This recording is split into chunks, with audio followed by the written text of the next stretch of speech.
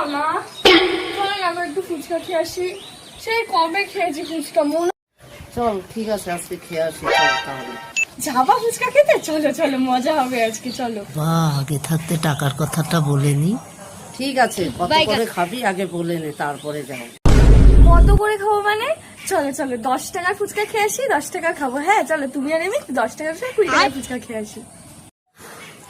টাকার ফুচকা খাবি? বাবা রে বাবা, তো কি হয়েছে, 10 টাকারই তো খাবো। 10 টাকার তো মাত্র 7টা ফুচকা দেয়, তাহলে বাবা তুই তো 7টা ফুচকা খেলে তুই 7 দিন ভাত খেতে পারবি না, তোর খিদেই লাগবে না।